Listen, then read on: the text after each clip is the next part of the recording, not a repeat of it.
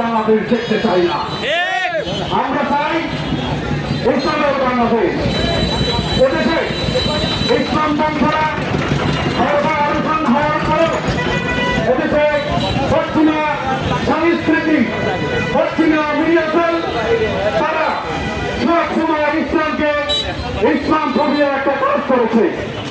তারা ইসলাম আয়োজিত আজকের সভায় উপস্থিত আছেন ইসলামী আন্দোলন বাংলাদেশ, ইসলামী ছাত্র আন্দোলন বাংলাদেশ, ইসলামী শ্রমিক আন্দোলন বাংলাদেশ, ইসলামী যুব আন্দোলন বাংলাদেশ সহ উপজেলা শাখার ইসলামী আন্দোলন বাংলাদেশের সহযোগী দায়িত্বশীল বৃন্দ সকলকে জানাচ্ছি ইসলামী ছাত্র আন্দোলন বাংলাদেশ বরগুনা জেলা শাখার পক্ষ থেকে বিপ্লবী শুভেচ্ছা অভিনন্দন ও সালাম।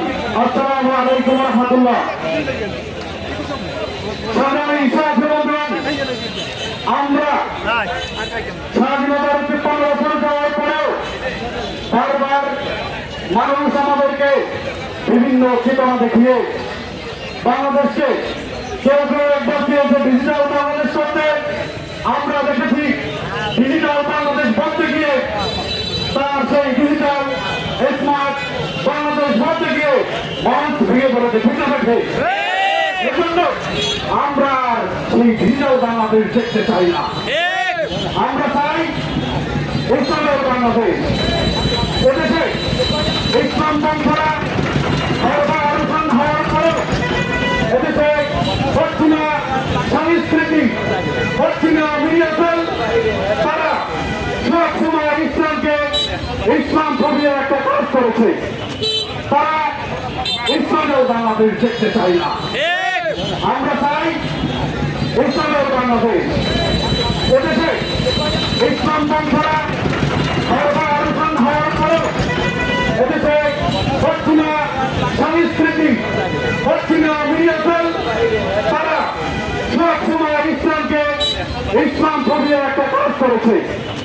তারা ইসলামের উত্থান কোনদিন দেখতে পারে নাই। তারা তখনই দেখেছে কোন ইসলামী শক্তির উত্থান হয়েছে, তখনই তাদের চুলকানি শুরু হয়েছে।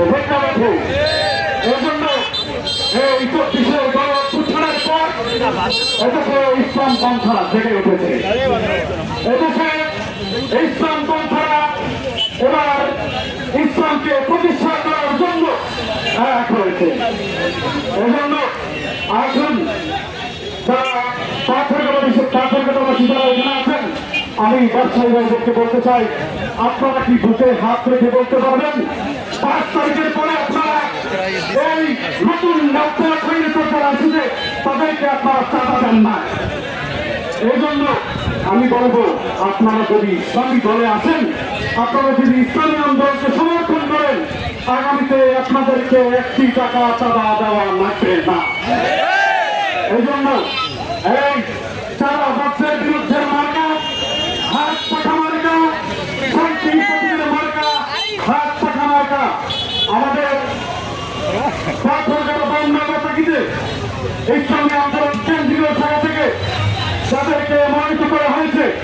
আমরা তার সামনে ও পিছনে ডানে বামে থেকে ইসলামী আন্দোলন বাংলাদেশকে দুর্বার গতিতে এগিয়ে নেওয়ার জন্য সর্বোচ্চ চেষ্টা করব। এই আশাবাদ ব্যক্ত করে সকলকে ধন্যবাদ জানিয়ে আজকের সংক্ষিপ্ত বক্তব্য এখানে শেষ করছি। আসসালামু আলাইকুম ওয়া রাহমাতুল্লাহ।